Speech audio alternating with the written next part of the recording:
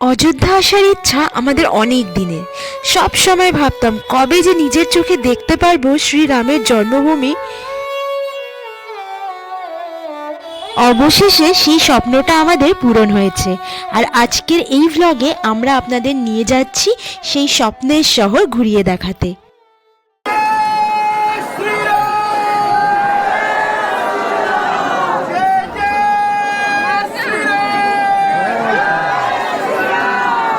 মাত্র আধা দিনে কিভাবে কভার করলাম রাম মন্দির, হনুমানগড়ি, রাম কি প্যারি আর নাগেশ্বরনাথ মন্দির, সব কিছুর একটা কমপ্লিট ঝলক পাবেন এই ভিডিওতে। কোথায় কিভাবে গিয়েছিলাম, কিভাবে এত কম সময় এতগুলো জায়গা কভার করা সম্ভব হলো, আর প্রতিটি জায়গায় দাঁড়িয়ে ঠিক কেমন অনুভূতি হচ্ছিল, সব কিছুই এই ভ্লগে আপনারা দেখতে পাবেন।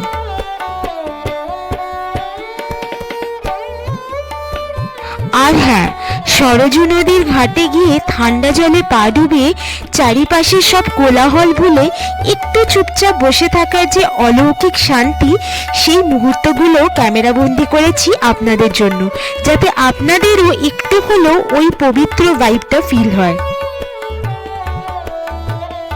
তাই রিকোয়েস্ট করব একদম স্কিপ না করে শেষ পর্যন্ত সঙ্গে থাকার জন্য।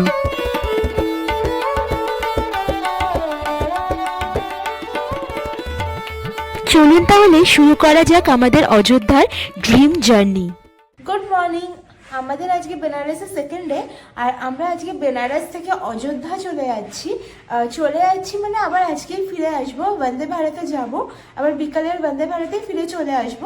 তো কেমন কি এক্সপিরিয়েন্স হয় সমস্তটা আপনাদের সাথে শেয়ার করব। দিয়ে দিয়েছে বন্দে ভারত।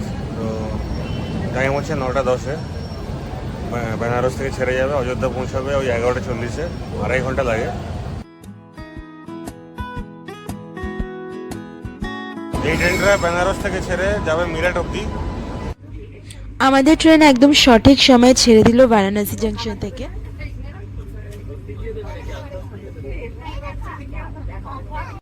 আর উঠতেই আধ ঘন্টার মধ্যে চলে এলো আমাদের ব্রেকফাস্টে আমরা ভেজ নিয়েছি, কারণ মন্দিরে যাব। ভেজ মিল, এখানে এসছে উপমা, কাটলেট, দই আর একটা কেক।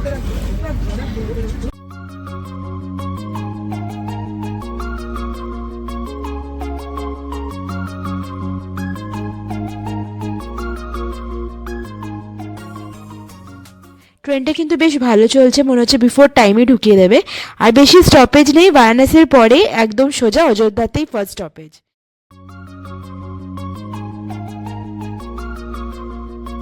यह ट्रेन अयोध्या धाम स्टेशन पर पहुंचने वाली है। We are approaching Ayodhya Dham station.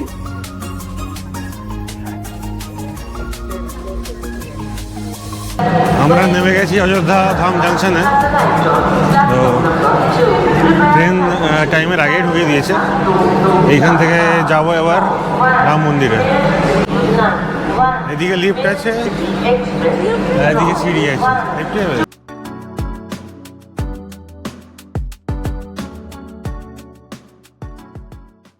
সিঁড়ি দিয়ে উঠে এরকম বসার জায়গা আছে, অনেকটা বড় এরিয়া নিয়ে।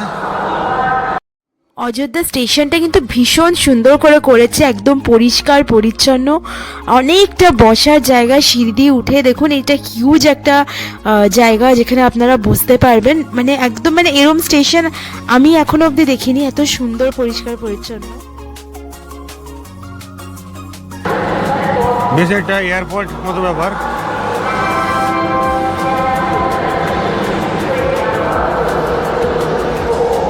এদিকে ডিসপ্লে বোর্ডও আছে ট্রেনের।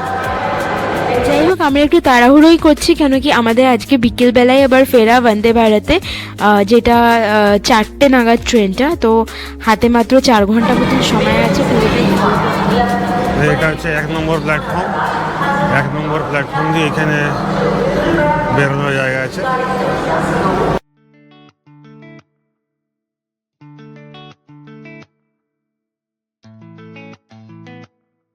স্টেশনটা কিন্তু সত্যিই ইমপ্রেসিভ, মানে এখানে অনেক লোকেরা দাঁড়িয়ে এখানেই ফটো তুলছে। বেশ ভালো লাগলো স্টেশনটা দেখতে। মেন হচ্ছে খুব ওয়েল মেনটেন্ড একটা স্টেশন।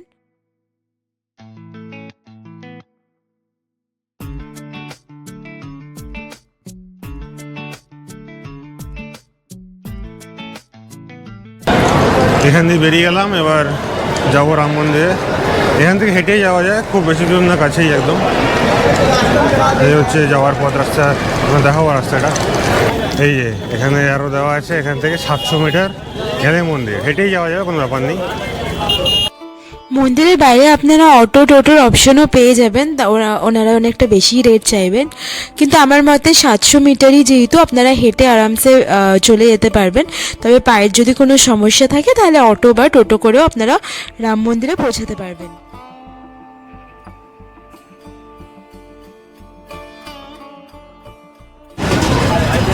এই স্টেশন থেকে 5 মিনিট হেঁটে গেলে সোজা হেঁটে আসতে হবে, এই জায়গাটা আসবে। এইখান থেকে এবার ডান দিকে যেতে হবে। এই 100 মিটার লেখা আছে এখানে, ডান দিকে 100 মিটার গেলেই রাম মন্দির পড়ে যাবে, তো একদমই কাছে। এই হচ্ছে মেন রোড, স্টেশন থেকে একদম স্ট্রেট রাস্তা। এখান থেকে ডান দিকে আমরা চলে যাবো এইদিকে। ওই দূরে দেখা যাচ্ছে রাম মন্দিরের গেট, ওই দিয়ে যেতে হবে। আর মন্দিরের বাইরে পরপর প্রচুর রেস্টুরেন্টস আছে দেখলাম, তো আপনারা দর্শন করে এসে এখানে খেয়ে নিতে পারবেন। আজকে দেখুন বুধবার, আর বুধবার হিসেবে কিন্তু বেশ ভালো ভিড় রয়েছে। উইকডে হিসেবে অনেকটাই ভিড়, অনেক লোকজন দেখতে পাচ্ছি। তবে আমি যা শুনেছি মন্দিরের ভিতরে খুব বেশি ওয়েটিং টাইম হয় না, যেহেতু খুব হিউজ জায়গা নিয়ে মন্দিরটা করা হয়েছে, তো ভিড়টা খুব ভালোভাবে ম্যানেজ করা যায়।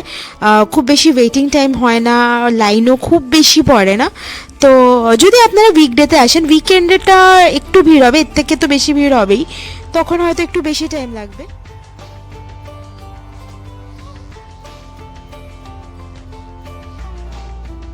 এই এখানে বোর্ড দেওয়া আছে, শ্রীরাম জন্মভূমি তীর্থ ক্ষেত্র।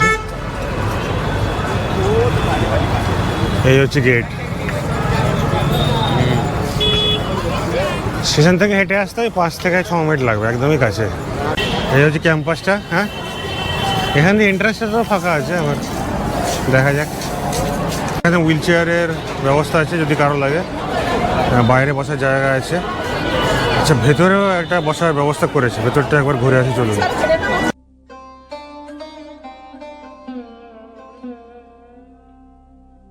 ভেতরে এরকম প্রচুর সিটিং অ্যারেঞ্জমেন্ট আছে, যেখানে বসার জায়গা আছে। জায়গা এখানে দান কাউন্টার আছে, যদি কেউ করতে চান, এই যে কাউন্টার আছে, দান করতে পারেন। বসার জায়গা এখানে টয়লেট, খাবার জল সব ব্যবস্থা আছে।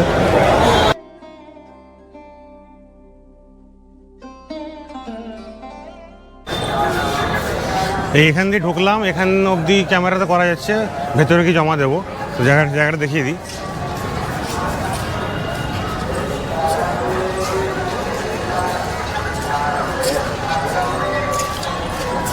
তো ঢোকার মুখে তো ফাঁকাই দেখলাম, জানি না ভেতরে কতটা ভিড় আছে, দেখি।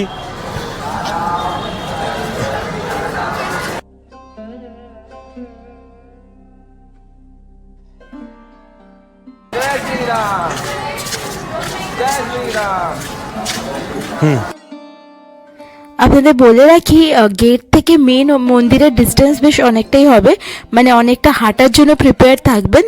আর যদি পায়ের সমস্যা থাকে তাহলে হুইল চেয়ার সাপোর্ট নিয়ে নিতে পারবেন। মন্দিরের ক্যাম্পাসটা হিউজ আর খুব ওয়েল মেনটেন্ড, এটা একটা জিনিস দেখলাম।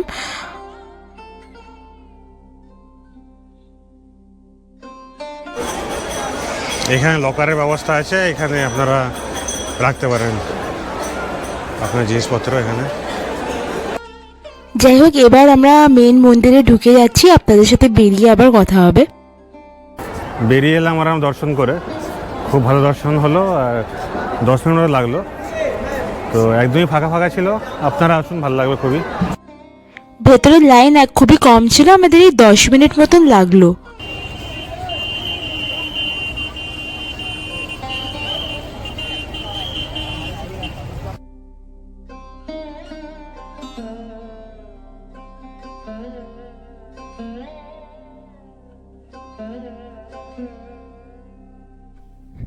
রামলাল্লার দর্শন করার ইচ্ছে বেশ অনেক দিন ধরেই ছিল, আর আজকে সেটা এত ইজিলি হয়ে যাবে আমি একদমই ভাবতে পারিনি।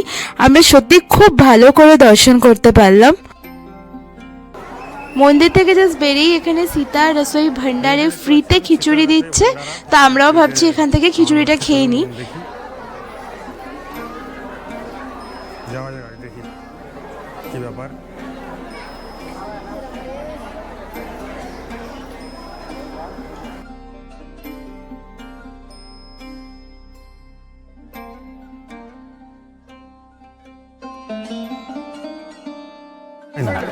শুরু হয়নি ও, সেই ভান্ডারা থেকে এরকম খিচুড়ি নিলাম, পুরো গরম ধরা যাচ্ছে না, এত গরম।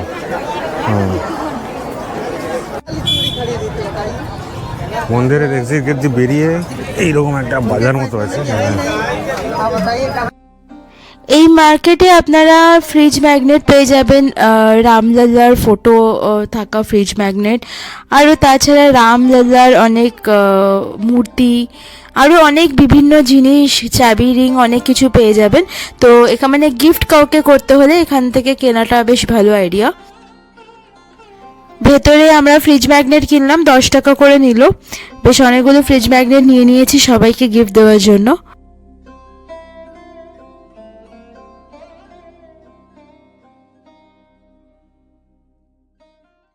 দর্শন করে চলে এসছে আবার মেন গেটের কাছে।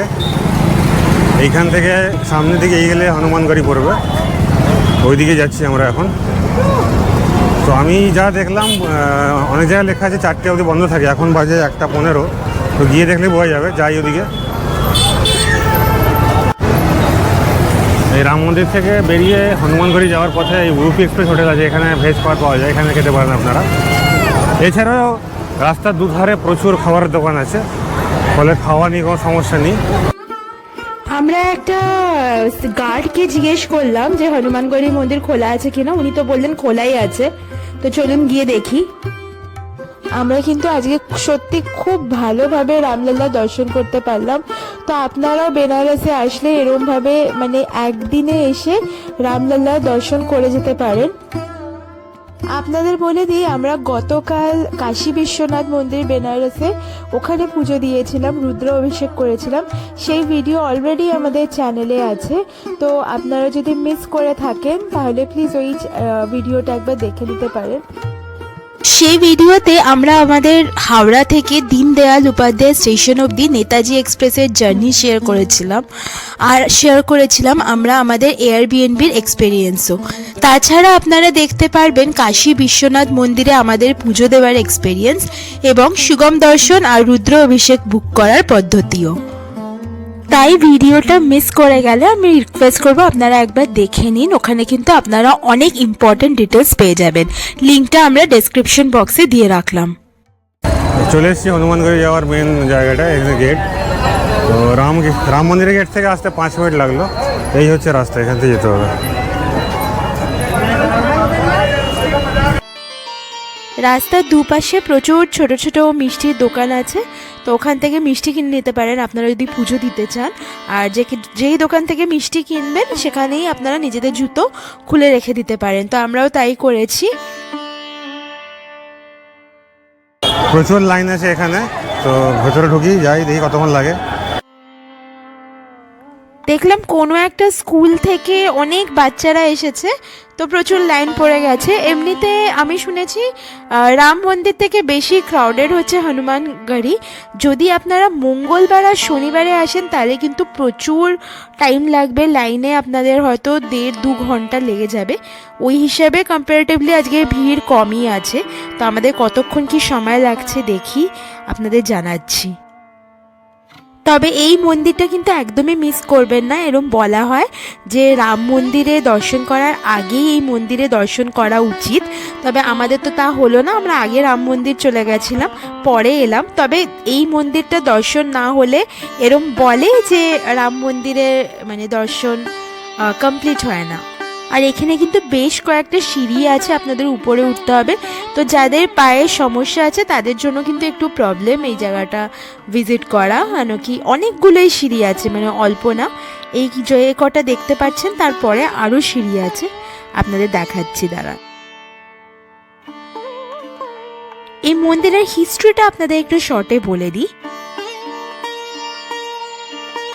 অযোধ্যার হনুমানগড়ি হলো একটি প্রাচীন দুর্গ সদৃশ হনুমান মন্দির, যা অযোধ্যা স্টেশন থেকে প্রায় 1 কিলোমিটার দূরে একটি উঁচু টিলার উপর অবস্থিত এবং প্রায় 76টি সিঁড়ি ভেঙে উপরে গর্ভগৃহে উঠতে হয়, যেখানে মা অঞ্জনীর কোলে মধ্যে বসা ছোট্ট হনুমানের প্রায় 6 ইঞ্চি উচ্চতার বিগ্রহ প্রতিষ্ঠিত আছে।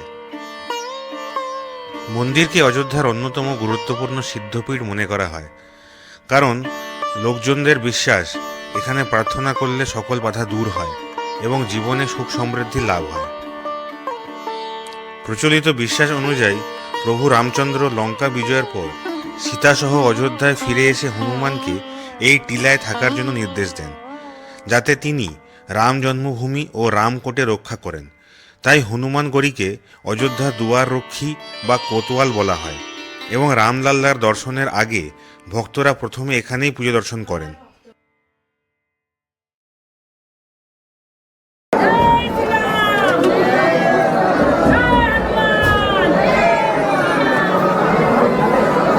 ভালোই ভিড় আছে দেখুন।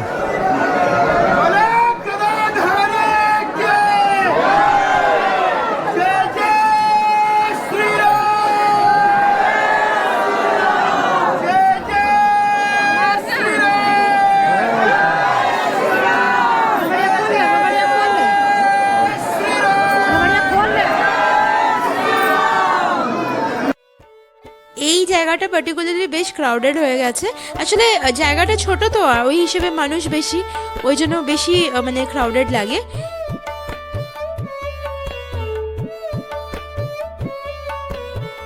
হনুমানগড়ির মন্দিরটা কিন্তু মঙ্গলবার আর শনিবারে যতটা পারবেন অ্যাভয়েড করবেন, চেষ্টা করবেন মঙ্গল শনিবার মানে ছেড়ে আসার, কারণ কি আজকেই অনেকটাই ভিড়, যদিও খুব বেশি সময় লাগছে না, খুব তাড়াতাড়ি মুভ করছে লাইন, কিন্তু শনিবার মঙ্গলবারে কিন্তু আপনারা খুব ভিড় পাবেন। আপনারা যদি মানে আমাদের মতন মানে দিনে দিনে এসে ঘুরে যেতে চান, তাহলে পার্টিকুলারলি শনিবার মঙ্গলবার ছেড়ে আসবেন, অ্যান্ড ইভেন রবিবারও, কেন কি রবিবারেও ভালোই ভিড় হবে, রাম মন্দিরেও ভিড় হবে, তখন 4 ঘন্টার মধ্যে পুরোটা ম্যানেজ করা একটু মুশকিল হতে পারে। তাই চেষ্টা করবেন সোমবার, বুধবার, বৃহস্পতিবার, শুক্রবার এরম দেখে আসতে, তাহলে কিন্তু ইজিলি আপনারা 4-5 ঘন্টায় পুরোটা কভার করে যেতে পারবেন।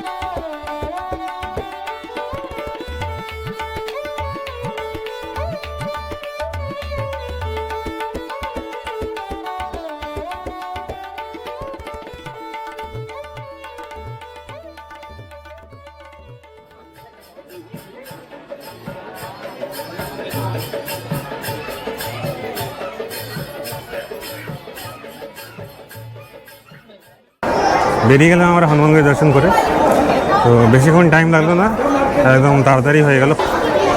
আপনারা চেষ্টা করবেন উইকডেজে আসা, উইকেন্ডে আমি জানি না ভিড় হতেই পারে, ভিড় তবে বেশিক্ষণ লাগে না, তাড়াতাড়ি হয়ে গেল। হনুমানগড়ি থেকে বেরিয়ে এরকম গাড়িতে উঠে পড়লাম, তো 2 টাকা করে নেবে পার হেড। যাচ্ছি এখন সারিউ ঘাটে। এই গাড়িটা দেখুন, এইরকম গাড়ি আপনারা রাম মন্দির থেকে শুরু করে পুরো ঘাট পর্যন্ত পেয়ে যাবেন। ওই ওখানে লেখা আছে লতা মঙ্গেশকর চক, হনুমানগড়ি, শ্রীরাম মন্দির। হনুমানগড়ি থেকে এখন আমরা যেখানে যাচ্ছি ওর ডিস্টেন্স ওই 2 কিলোমিটারের মতন।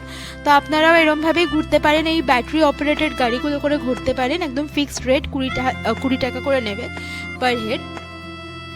এখানে যা যা সাইট সিইং করার আছে ম্যাক্সিমাম জায়গায় এই গাড়িগুলো করে আপনারা কভার করে নিতে পারবেন। এটা একটা খুব ভালো জিনিস। বেনারসে এরম হলেও ভালো হতো। বেনারসে এই একটা প্রবলেম যে 2-2.5 কিলোমিটারেও অটোওয়ালারা কখনো কখনো 200, কখনো কখনো 300 যে যা রেট পারে নিয়ে নেয়, তো প্রচণ্ড বার্গেনিং করার ব্যাপার থাকে ওখানে। এখানে যেরকম ফিক্স, তো মানুষের অনেক ইজি হয়।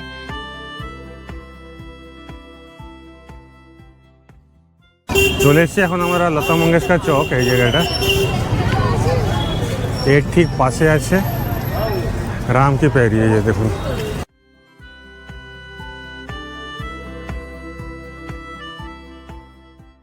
এটা রাম কি প্যারি। এখানে ভেতরে যাই দেখাচ্ছি। রামকি প্যারি হলো অযোধ্যার সরজু নদীর তীরে অবস্থিত একটি দীর্ঘ ঘাটের সারি, যেখানে ভক্তরা পবিত্র স্নান করেন। বিশ্বাস করা হয় যে ভগবান রাম এখানেই স্নান করতেন, তাই এই জায়গাটার ধর্মীয় গুরুত্ব অত্যন্ত বেশি।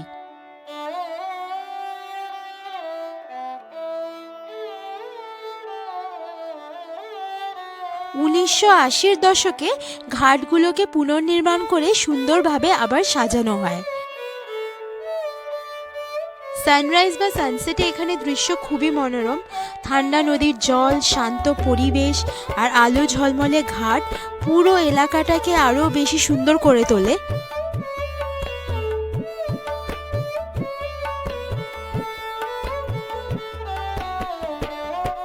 অযোধ্যা ভ্রমণে এটি কিন্তু একটি অবশ্যই দেখার মতন জায়গা, তো এই জায়গাটা মিস করবেন না একদমই।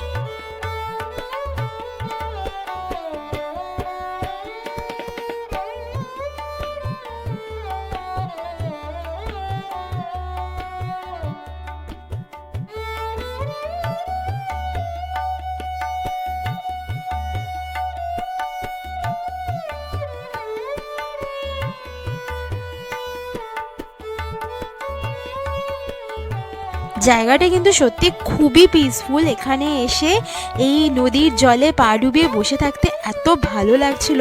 হাতে যদি আরও অনেকটা সময় হতো আমি এখানে 2-3 ঘন্টা এরম বসে থাকতে পারতাম।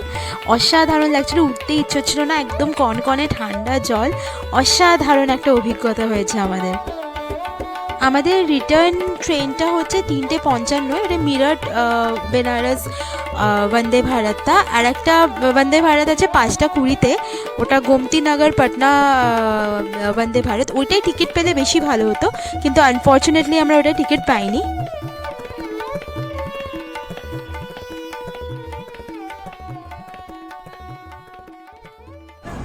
চলে এসেছি এখন সারি নদীতে আমরা। এই এখানে বোটিং করার ব্যবস্থাও আছে, চাইলে আপনারা বোটিং করতে পারেন। হ্যাঁ, 120 টাকা নিচ্ছে পার হেড বোটিংয়ের জন্য, আধ ঘন্টা ঘোরাবে। আমাদের বোটিং করার ইচ্ছে খুব হচ্ছিল, কিন্তু ওই যে বললাম আমরা ওই 5:20 বন্দে ভারতে যদি টিকিটটা পেয়ে যেতাম, হাতে আরও 1.5 ঘন্টা এক্সট্রা টাইম পেতাম, তখন আমরা বোটিংটা আরামসে করে নিতে পারতাম। আধ ঘন্টারই ব্যাপার, কিন্তু আনফর্চুনেটলি ওটা পেলাম না। ওই ট্রেনটারই বেশি মানে ডিম্যান্ড থাকে। 3:55 থেকে 5:20 ট্রেনে বেশি ডিম্যান্ড। আপনারা চেষ্টা করবেন 5:20টা আগে থেকে করে রাখার, তাহলে হাতে অনেকটাই মানে 5.5 ঘন্টা মতন আপনারা টাইম পাবেন। আর 5.5 ঘন্টায় অযোধ্যা আপনারা আরামসে ঘুরে নিতে পারবেন। তার জন্য থাকার খুব একটা দরকার নেই, তবে আপনারা যদি থেকে আরামসে ঘুরতে চান তাও করতে পারেন। এখন আমরা চলে এলাম একদমই সরজু নদীর ধারেই শ্রী নাগেশ্বর নাথ মন্দিরে। এটাও এখানকার একটা খুব প্রাচীন মন্দির। রামকি প্যারির প্রান্তে দাঁড়িয়ে থাকা নাগেশ্বর নাথ মন্দিরের সঙ্গে জড়িয়ে আছে এক সুন্দর কিংবদন্তি। বিশ্বাস করা হয় রামচন্দ্রের পুত্র কুশই এই মন্দির প্রতিষ্ঠা করেন। সরয়ূ নদীতে স্নান করতে গিয়ে কুশের বাহুবন্ধনী হারিয়ে যায়। পরে এক নাগকন্যা সেটি খুঁজে পান এবং কুশের প্রতি প্রেমে পড়ে যান। যেহেতু সেই নাগকন্যা শিব ভক্ত ছিলেন, তাই তার প্রতি সম্মান জানিয়ে কুশ এই মন্দির নির্মাণ করেন। বলা হয় বিক্রমাদিত্যের আমল পর্যন্ত মন্দিরটি ভালো অবস্থায় ছিল। বর্তমান কাঠামোটি গড়ে ওঠে 1750 সালে সদরজংয়ের মন্ত্রী নওয়াল রায়ের উদ্যোগে। ইতিহাস, ঐতিহ্য ও পুরাণের ছোঁয়া মিলিয়ে এই মন্দির আজও এক বিশেষ আকর্ষণ। লতা মঙ্গেশকর চক থেকে এরকম বাস পেয়ে গেছি, এই বাস নিয়ে যাবে রাম মন্দির অবধি। পুরো স্টেশন অবধি যাবে না, রাস্তা বন্ধ। তো রাম মন্দির থেকে ওখানে হেঁটেই নেবো স্টেশন অবধি। বসে বসে অযোধ্যার বাসে রাম মন্দির অবধি যাবো। আমাদের ট্রেন একদম ঠিক টাইমে চলে এসছে।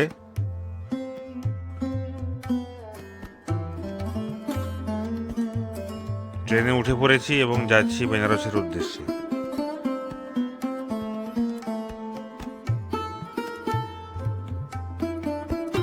কিছুক্ষণ যাওয়ার পর আমাদের স্ন্যাক্স দিয়ে গেল। এতে ছিল একটা ঝালমুড়ি, একটা পিনাট চিক্কি, খাস্তা কচুরি, জিঞ্জার টি, একটা ফ্রুট জুস আর একটা টমেটো কেচাপ। এই ট্রেনটা ঠিক সঠিক সময় বেনারসে নামিয়ে দেয় আমাদের। অযোধ্যা থেকে ঘুরে আসার পরে ওর জ্বর এসে গেছে, বেশ অনেকটাই জ্বর, 101-এর উপর জ্বর আর পেট খারাপ হয়েছে। তো এই জন্য আমরা ভেবেছিলাম রাত্রিবেলা একটু বাইরে গিয়ে খাবো, কিন্তু সেটা আমরা স্কিপ করলাম। বাইরে গেছিলাম যদিও, ডাল ভাত আর একটু আলুর সবজি নিয়ে এলাম, তো ওটাই খাবো এখন। আগেরবারও যখন বেনারস এসেছিলাম তখনও আমাদের জ্বর আর পেটের প্রবলেম হয়েছিল, এবারও সেম থিংই হলো। এটা হলো আজকে আমাদের ডিনার, ডাল ভাত আর আলু জিরা। কেমন? ভালোই খেতে। এটা এখানকার একটা পপুলার রেস্টুরেন্ট আছে, কি জানো ছিল নাম? পল্লবী বাটি চোখা রেস্টুরেন্ট, ওখান থেকে নিয়ে এলাম। সিম্পল ডাল ভাত আর আলু জিরা। যাই হোক, আজকে আমাদের এই ভিডিওটা আমরা এখানে শেষ করলাম। ভিডিওটা ভালো লাগলে প্লিজ লাইক করবেন আর চ্যানেলটাকে সাবস্ক্রাইব করে আমাদের পাশে থাকবেন।